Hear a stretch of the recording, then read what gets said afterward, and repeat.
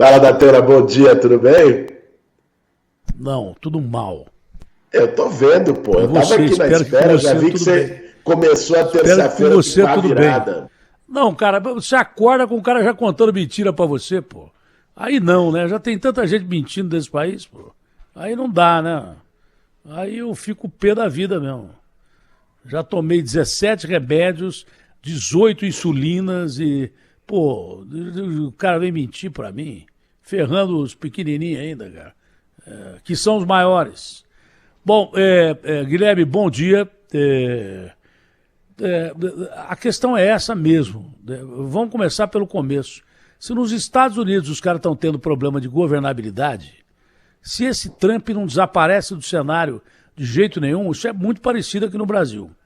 O bolsonarismo chegou para ficar, né? Se o Bolsonaro mantiver uma linha e governar como um líder de direita, vai ser uma oposição muito legal no Congresso Nacional. Todo mundo tem direito de pensar do jeito que quer pensar, ou à direita, ou à esquerda, ou ao centro, ou do jeito que quiser pensar. Mas tem que respeitar o princípio do contrário e as instituições.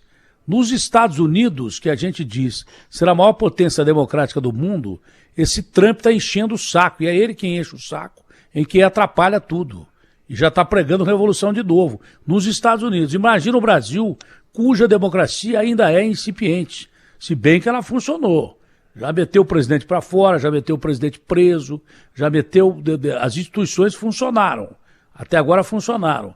Mas algo me preocupa, porque tem alguma coisa pairada no ar. Estavam promovendo uma greve por esses dias que não aconteceu, entendeu? Já estão promovendo o ato de 15 de novembro. Nós precisamos de governabilidade e paz.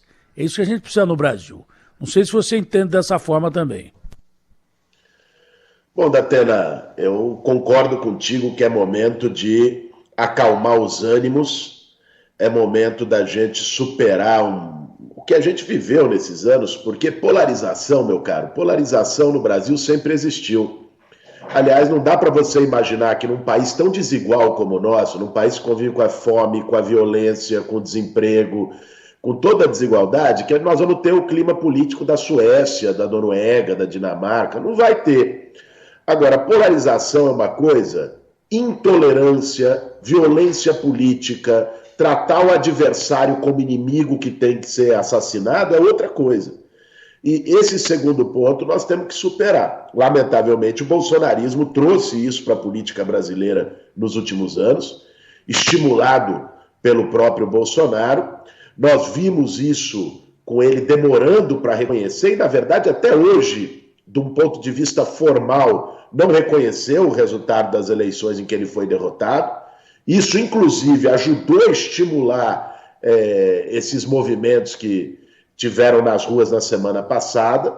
Agora, também já começa a diminuir, né, Datena? A greve que eles chamaram para ontem, a única pessoa que fez greve foi o Bolsonaro, que teve agenda vazia o dia todo. Mas esse também não conta porque trabalhar não é o forte dele, não tem sido.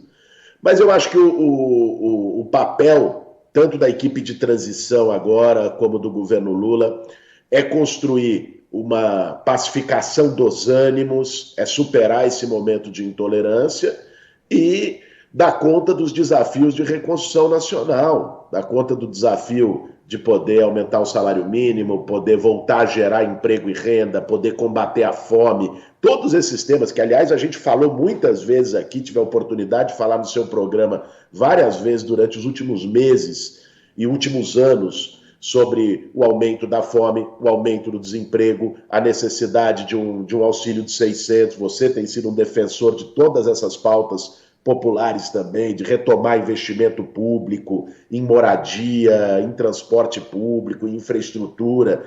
É nisso que a gente tem que tratar daqui para diante. Tem que virar uma página do que foi o governo Bolsonaro. Tem um novo presidente eleito, é o presidente Lula, já governou esse país por 8 anos, teve um governo muito bem avaliado, saiu com grande sucesso e tem todas as condições para, a partir de 1º de janeiro do ano que vem, a gente retomar um caminho de desenvolvimento, com combate à desigualdade, com sustentabilidade no nosso país. Olha, eu estou vendo aqui que você faz parte da equipe de transição na área de cidades e habitação. Isso tem cheiro de ministério ou não? Não tem a mínima possibilidade de ministério, mesmo porque você já anunciou que vai ser candidato a prefeito de São Paulo. Aliás, sobre prefeito, eu vou te perguntar daqui a pouco, porque já colocaram 4 nomes em pauta aí. Mas essa história de você fazer parte da transição, do governo de transição de cidades e habitação, não cheira a ministério?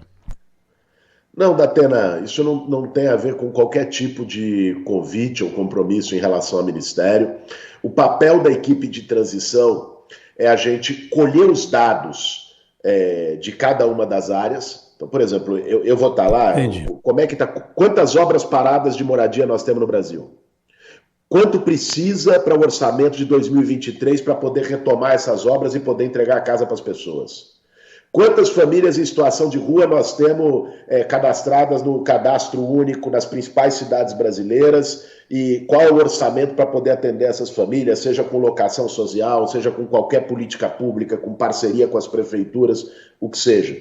O que eu quero, Datena, é ajudar a desenhar uma política de moradia popular e de direito à cidade para os próximos anos no Brasil.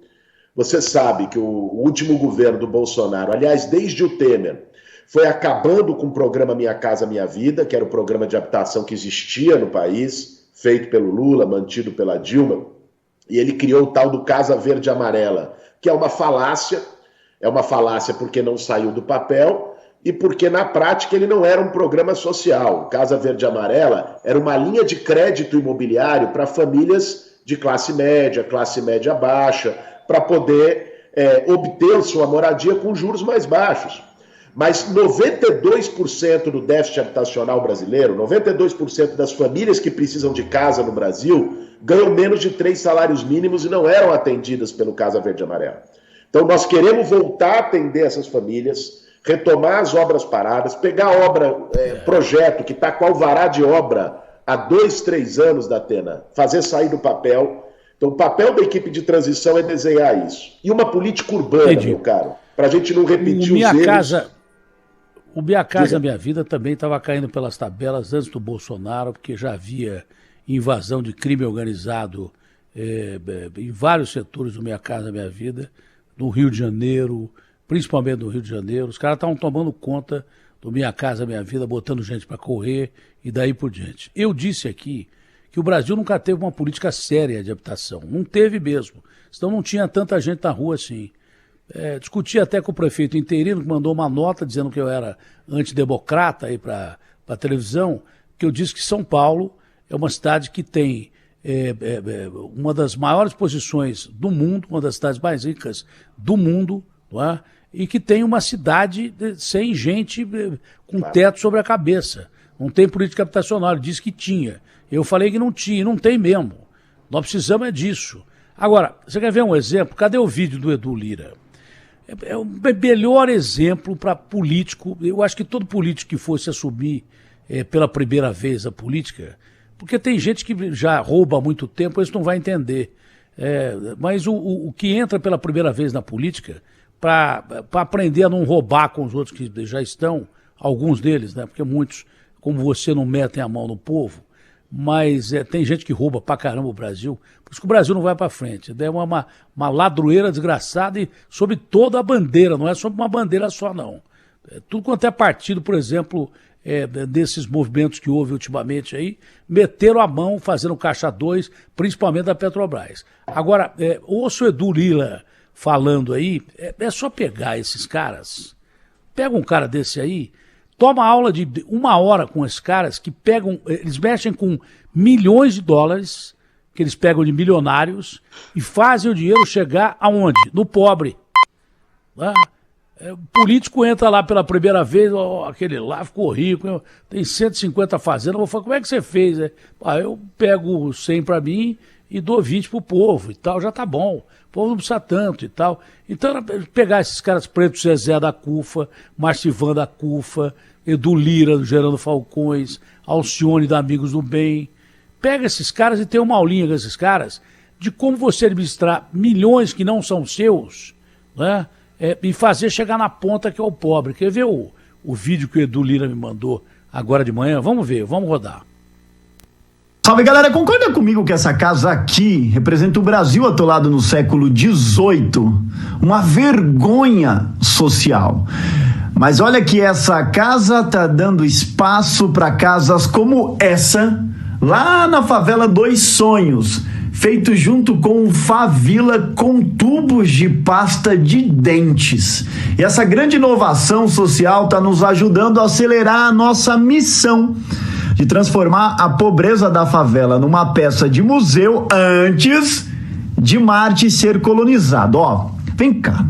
Porque o contrário de pobreza não é riqueza. Sabe o que é? É dignidade. E na favela dos sonhos só existia passado e presente. Agora existe futuro. Existe oportunidade. A favela dos sonhos traduz o sonho de um outro Brasil. Vamos que dá. Você viu aí, Boulos? Eu tinha sugerido que eu estava assistindo um programa desse que você não tem mais nada que fazer de madrugada. Tem tanta coisa na TV, a maioria não vale nada, a maioria é uma porcaria. Aí você para num canal para dormir, tinha um cara construindo casa com impressora 3D. Não sei aonde, não sei se era na África, com impressora 3D. Eu falei, pô, por que não pega um cara desse? E eram casas dignas. Não é uma mansão, claro, mas é casa digna. E esse vídeo do Edu, o cara construir casa com pasta de dente, com tubo de pasta de dente, é um negócio de criatividade, mas ao mesmo tempo é louvável. O Edu Lira, como tantos que eu falei, ele lida com milhões de dólares. Não é com pouca grana, não. Nós fizemos uma campanha Band Abraço, arrecadamos num curto espaço de tempo com essas entidades aí, a CUFA, Amigos do Bem, Gerando Falcões e Logística, nós conseguimos mais de 120 milhões de reais no meio da pandemia, da campanha Band Abraço. Então, meu irmão, é possível. Primeiro basta ser honesto. Dinheiro que você pega do povo, devolve pro povo. Não vai comprar fazenda e... Pô, tinha um cara que tinha 150 fazendas ganhando 26 conto como senador e um castelo numa delas. Eu rumei o bambu no cara, adivinha o que ele fez? Me processou. Você entendeu? Então é simples assim. Esse exemplo do Edu é um bom exemplo, não é não? Com certeza, Datena. Eu conheço um projeto, inclusive participo através do Movimento Sem Teto, lá na cidade de Tiradentes.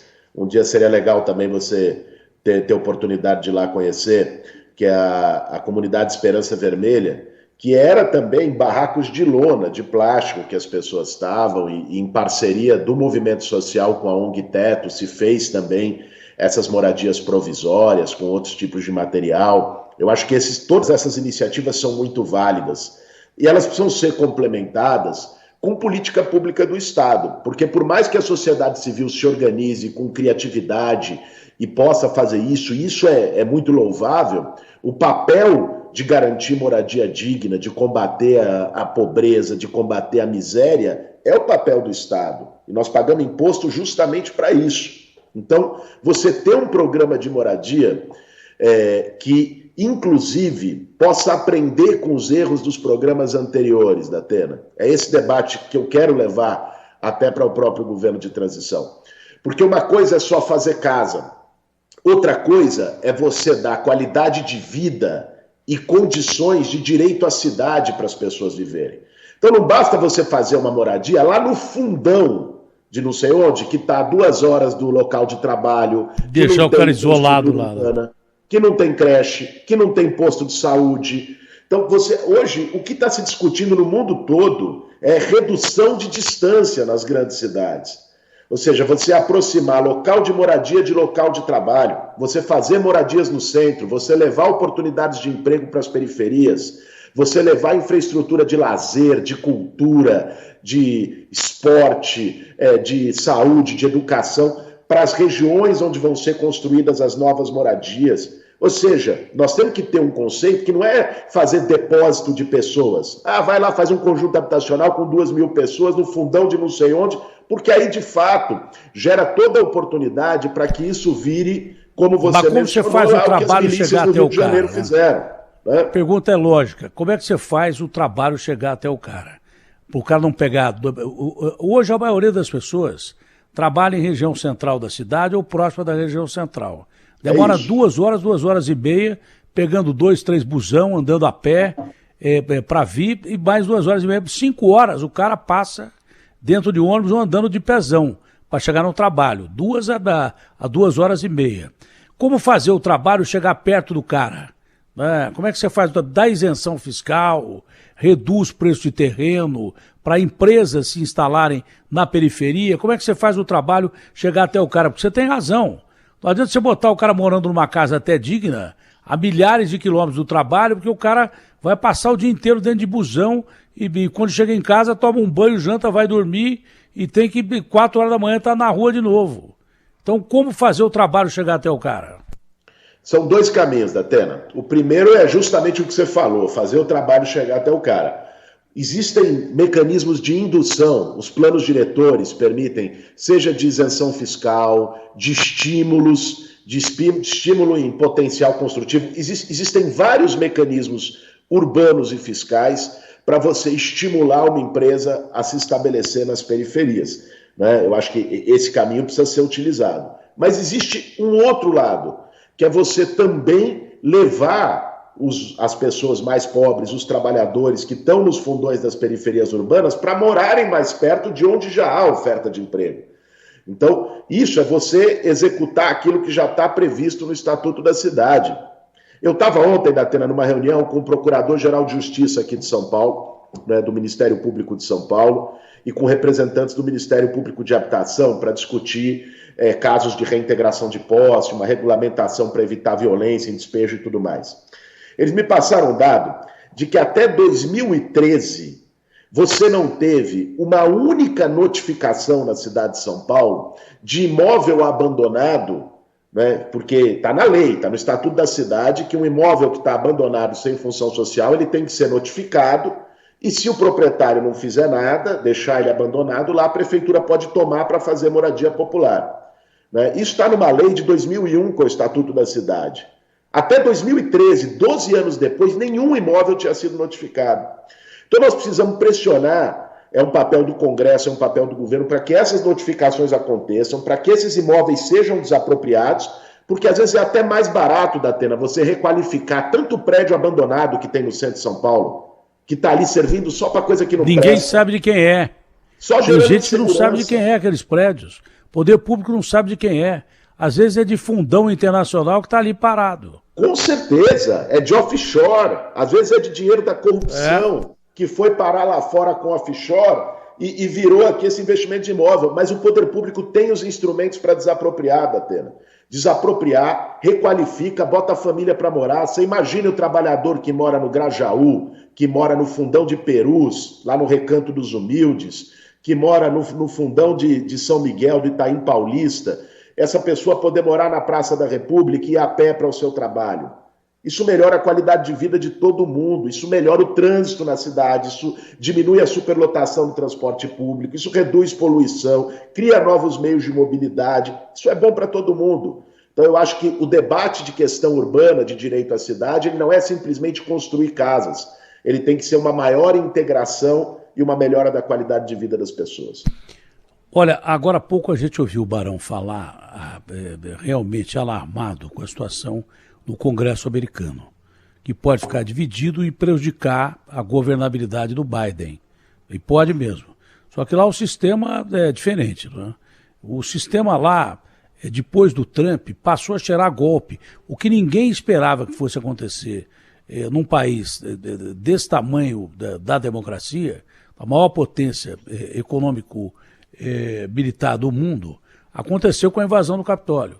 E os caras estão realmente com medo de que haja problema de governabilidade se o Biden não fizer a maioria no Congresso lá dos Estados Unidos. Aqui, a forma é meio diferente, a fórmula é meio diferente. Né?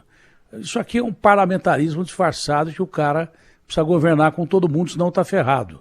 Nós temos um Congresso visivelmente mais conservador do que era antes. Né? A eleição desse novo Congresso ela é mais conservadora. De gente mais conservadora. Você acha que haverá problema de governabilidade no Brasil ou aqui a coisa é mais adaptável e o próprio político, que não interessa ao político que haja uma mudança radical no país, não interessa nem ao político e nem a nós que haja guerra no país, Você acredita que esse governo de transição vai facilitar e o próprio político que é mais conservador pode aceitar pautas como estouro de teto de gastos, porque está provado que o governo não tem dinheiro para cumprir as promessas que fez, né? Está mais do que provado que o governo não tem dinheiro, vai ter que estourar o teto, né? Mas isso eu relembrava o Keynes, né? O Keynes, que é um economista que todo mundo fala aqui, que reza na cartilha, o Paulo Guedes diz que é defensor de Keynes. De Keynes ele não tinha nada, absolutamente nada, porque o Keynes dizia, que é a social-democracia, é o seguinte: o povo está ferrado, rapa o tacho do que tem no governo e dá para o povo. Isso não é esmola, não. Primeiro, o auxílio emergencial precisa ainda, né? Mas o povo quer trabalho, então precisa de obra para o cara ser contratado e suprir a família dele. Pô, precisa de habitação para o cara morar. Senão onde é que ele vai trabalhar e voltar e morar na rua? Como muita gente já faz aqui em São Paulo. Tem cara, outro dia mostramos um garçom que ele trabalha durante o dia num restaurante e de noite ele mora na rua. Entendeu? Um parte da família.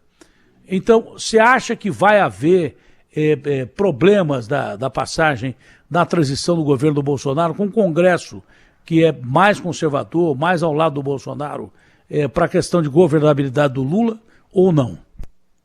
Datena, eu acho que o Lula vai construir uma maioria no Congresso, e vai construir até porque, se a gente olhar com raio-x as bancadas que foram eleitas e que estão sendo taxadas como bolsonaristas, pega a bancada do PL, do partido que o Bolsonaro foi se alojar. Elegeu 99 deputados. Dos 99 deputados, mais de 60 não são bolsonaristas, são do Centrão, é a turma lá do Valdemar Costa Neto e tal. É a turma que teve em todos os governos. Você tem ali 1/3 de bolsonaristas. Então, eu acho que vai ser possível, da parte do Lula, construir essa governabilidade em diálogo com o Congresso e em diálogo com a sociedade. Eu insisto muito, viu, Datena? Governabilidade não pode ser resolvida só na Praça dos Três Poderes, não. Não é um diálogo só entre Palácio do Planalto, Congresso dos Deputados e Supremo, o Tribunal Federal. A governabilidade tem que ser trabalhada com o povo, nas ruas. E aí eu vou te dizer, eu acho que o clamor da sociedade hoje não é para ter pancadaria. Ninguém quer saber, mas ninguém... Pô, Bolsonaro todo dia era tumulto, xingando os outros, falando mal dos outros, todo dia era briga, briga, briga. As pessoas estão cansadas disso. As pessoas querem oportunidade, querem emprego, não querem mais ficar falando de arma, de violência, de todo esse clima que o Bolsonaro impôs no país. E sobre o teto de gastos, Datena, vamos ser sinceros aqui. O Bolsonaro botou o Paulo Guedes lá, né, com lustrado lá, o liberal, o cara que vai respeitar as regras fiscais, a responsabilidade fiscal. O cara deixou um rombo de 400 bilhões de reais, porque por tudo que ele fez nessa última hora para tentar ganhar a eleição, né? O que nós precisamos fazer é o seguinte. Veja, você citou Keynes e eu acho que é muito pertinente, né?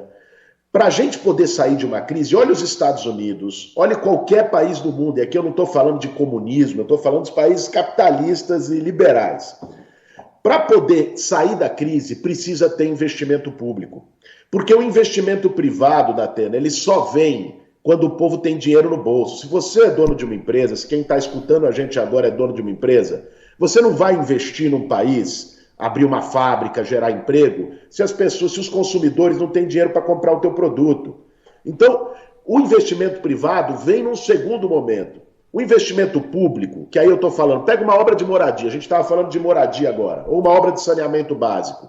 Você não está só fazendo a obra, você está gerando milhares de empregos com uma obra dessa. O próprio Auxílio Brasil, o Bolsa Família agora de 600. Ai, gastança. Gastança nada, isso volta. Volta inclusive para os cofres do Estado como imposto. Porque aquela pessoa que não tinha nada e agora tem 600, ela vai no açougue comprar um frango, ela vai na farmácia comprar um remédio, ela vai na padaria comprar um pão, ela vai no mercadinho fazer a despesa da casa. Dinheiro gira. Isso vai aquecer a economia local. Claro, o dinheiro gira. Tem microempresário que está morando na rua, que perdeu a empresa. Vai surgir vão surgir novas microempresas. O empresário, se ele tiver sustentabilidade, por isso que é importante o ministro que vai assumir aí. Estão falando que é o Meirelles, aliás, acho que eu vou entrevistar o Meirelles daqui a pouco. Mas o ministro de Economia do Lula, e o Lula é bom para isso, tem que escolher um ministro muito bom, porque nós precisamos passar confiabilidade ao mercado. Nós precisamos gerar confiabilidade ao mercado. E confiabilidade ao mercado não é só o mercado dizer sim para o ministro que vai assumir. É o povo aceitar o ministro, sabendo que o ministro vai fazer o dinheiro chegar aos mais pobres. É porque você incentivando a indústria, essa história de cortar cabeça, que nem a Revolução da França, não existe mais, mesmo porque quem cortou cabeça, o Robespierre e o Danton, tiveram a cabeça cortada também. Eu tô completamente alinhado com você, não tem esse negócio de guerra. E não há guerra de pobre contra rico. Porque se você fortalecer o empresário, ele vai contratar gente pra caramba. Ao invés de mandar embora quem já está contratado, num país de 10 milhões de desempregados. Eu não sou a favor de guerra contra o cara que tem fábrica, pelo contrário, tem que incentivar o cara a investir. Por exemplo, petróleo, tem que ter uma política de petróleo. A gente não pode vender petróleo mais barato, e a gente tem petróleo para dar e vender, e comprar derivado de petróleo muito mais caro. Não é só combustível, não. A gente tem que fazer fábricas aqui no Brasil para manufaturar o petróleo. Produtos de petróleo que não sejam só o combustível. Refinaria tem que fazer aqui. Para que refinar lá fora? A Petrobras tem 14 refinarias aqui, a maioria delas sem nenhum investimento e ao quebrada. Maioria. Tudo quebrado, pela metade, não funciona. Então a gente tem que incentivar o Brasil sair da era colonial e começar a produzir, pô. Se a gente não produzir aqui, ganha o empresário e ganha o operário. Pô, chega de comemorar 10 milhões de desempregados. Olha, que beleza, temos 10 milhões de desempregados. Isso aí é o tamanho da Bélgica, onde tem a capacidade, a capital da Comunidade Europeia. Você comemorar 10 milhões de desempregados. Olha, que legal, temos 10 milhões. Isso é uma vergonha. E agora você falou em governo, eu não tenho dúvida que você está certo mesmo, meu Baleia. Esses caras são que nem água. Eu lembro do filme do Bruce Lee. Os caras são que nem água. O cara se adapta ao tipo do formato de governo que está aí. Quem está falando agora de transição de governo? O Baleia está falando de transição de governo e a Gleisi Hoffmann estão dando entrevista agora. Que governo que o PMDB não teve? Qual é o governo que o PMDB não teve? São os caras de sempre. Então eu acho que não vai ter problema de governabilidade, que os caras são camaleões pra caramba, velho. Se um dia precisar ser vermelho, o cara é vermelho, outro dia o cara é amarelo, outro dia o cara é azul. Então eu acredito que eles gostam mais de verde, né? Gostam mais de verde. Principalmente de verde eles gostam, mas eles se adaptam com facilidade.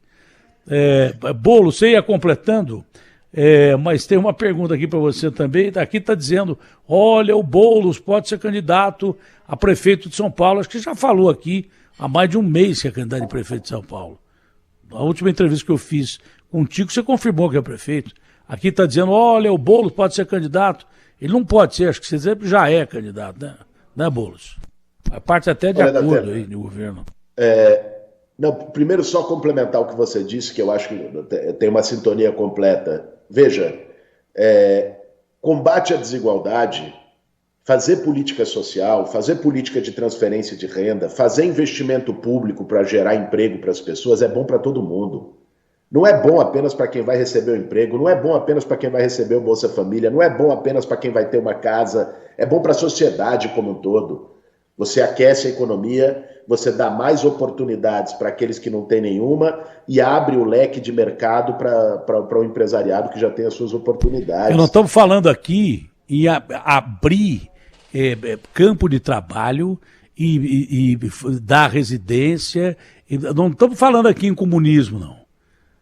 Porque os caras me chamam de comunista, que eu prego ideias absolutamente claras de democracia. Aí fica um bando de babaca me chamando de comunista. Aí o Bolsonaro fala assim, olha, as ideias que nós temos, não é de invadir casa que nós temos ideia, não, nós estamos falando de dar casa. Inclusive o Boulos não vai tomar a sua casa também, não. Nós estamos falando aqui de criar emprego para o cara comprar a casa dele, de projeto habitacional. Ele fala, nós estamos alinhados em ideias. Ah lá, o Datena é comunista. Ah lá, o Datena... Não, nós estamos falando dos princípios básicos, sabe do quê? Da democracia. Emprego, casa, comida no prato, combustível no carro, educação e saúde. É isso que nós estamos falando. Se isso é ser comunista, eu sou comunista, então. Então, tá bom, eu sou comunista. Eu vou botar um chapéu de bolchevique e sair aí pregando o leninismo, o trotskismo, o stalinismo. Se é ser comunista o que eu falei, então eu sou comunista. Que o Bolsonaro, nós temos ideias iguais. Claro que nós temos. Ideias iguais de democracia. Ninguém está falando em tomar nada de ninguém, não. Nós estamos falando em dar para poder receber. Não é isso, Boulos? É justo, Datena, é justo. É bom sempre a gente ter a oportunidade de fazer essas fake news, de vai tomar a casa, vai invadir a casa. O que nós queremos é dar oportunidade para que todo mundo tenha casa. Quando o pessoal fala, o Boulos é contra a propriedade, que as pessoas tenham propriedade das suas casas, eu gosto muito de citar o Leonel Brizola, Datena. O Brizola dizia o seguinte, olha, a propriedade é tão boa, mas tão boa que eu quero que todo mundo tenha a sua. Né? Então, o que nós queremos é que todo mundo tenha o seu teto, todo mundo tenha o seu cantinho, todo mundo tenha oportunidade. Isso é o básico, isso está previsto na Constituição. Mas você perguntou, Datena, sobre São Paulo. Veja, é lógico que está na minha perspectiva, daqui a 2 anos, disputar a Prefeitura de São Paulo. Né? Em nenhum momento escondi isso. Você vai perder, hein? Não perco nada. Vamos brigar para ganhar. Ainda mais com esse governo que tem aí, Datena. Eu acho que o governo do Ricardo... Não, sei lá, se aparece algum candidato bom aí. Você perder, se aparece... Não, mas ó, os candidatos que nós vimos ontem, né? Tem a Tabata, que é uma menina genial. Tem o Ricardo Salles, que é acusado de pegar a caixa de fósforo e queimar a Amazônia e mexer com madeireiro. Quem mais tem? Tem o Ricardo Nunes. Tem o Ricardo Nunes. Se eu fosse ele, eu não saia. Vai ser uma decepção sair candidato. E tem você. São os candidatos até agora. Por aí, dá um bom páreo, você acha que tem chance? Agora, você já é candidato? Você já é candidato? Eu não tenho nem como ser candidato ainda, porque isso é só a pré-candidatura, a gente pode lançar só no período ali prévio da eleição, para março. Você tem intenção de ser pré-candidato? Tenho essa intenção e não por acaso, Datena. Veja, nós fomos em 2020, eu fui candidato a prefeito de São Paulo, existiam outros 4 candidatos do campo progressista, vamos chamar assim. Eu fui candidato, tinha o Gilmar Tato pelo PT, o Orlando Silva pelo PCdoB, o Márcio França pelo PSB e a Marina Elou pela Rede. Eu tinha 17 segundos de tempo de TV. Eu não tinha nenhuma máquina, não tinha nenhum padrinho político. Era uma batalha de Davi contra Golias. Nós tivemos 1 milhão de votos e fomos para o segundo turno, dobramos a votação no segundo turno, quase ganhamos as eleições de São Paulo. Então, eu acho que isso... Se o PT não atrapalha, você ganha. O PT no segundo turno me apoiou, Datena. No primeiro turno lançou seu candidato próprio. Mas foi o suficiente para atrapalhar. Já houve o compromisso do PT, foi público, inclusive. Hoje tem uma entrevista do Luiz Marinho, presidente estadual do PT, reafirmando esse compromisso no Valor Econômico, jornal Valor Econômico, um compromisso do PT de fazer parte dessa coalizão, de apoiar a nossa candidatura à prefeitura. Aí é forte. Aí vem junto... Você, por si só, já é um candidato forte. Você quase ganhou do Covas.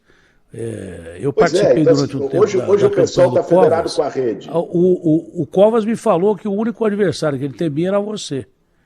O único adversário que ele temia de verdade era você. Eu participei durante algum tempo, era para ter sido vice-prefeito.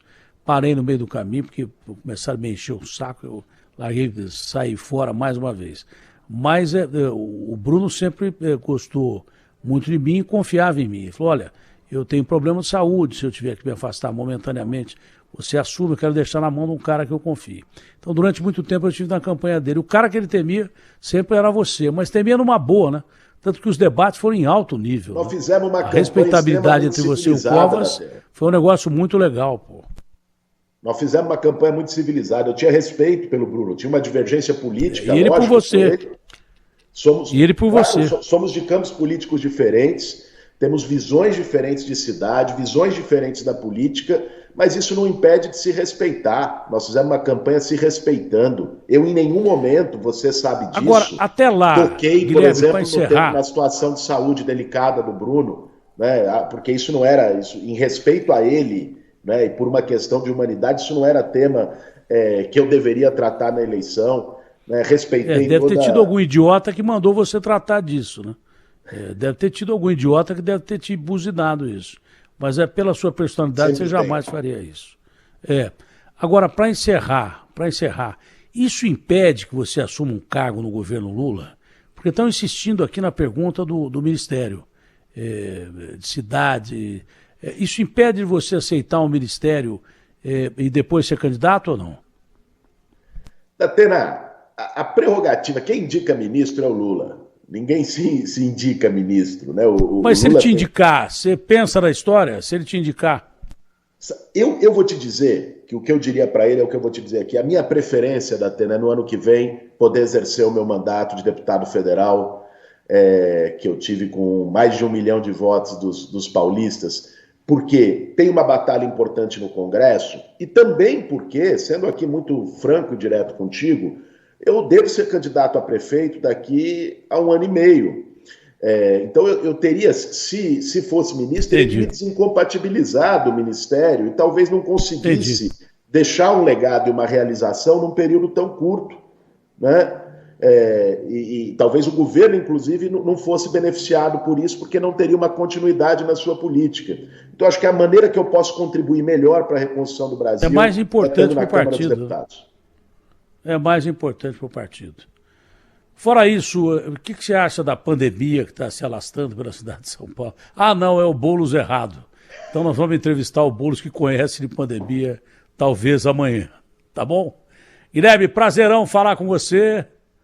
Você vai mesmo, satisfação mais uma vez. Tô avisando esse negócio da prefeitura aí. Tô te avisando esse negócio da prefeitura aí, cuidado. Que avisa, amigo hein? Abraço para você, Guilherme. Um abraço grande. Abração, tchau, valeu. Beijo grande.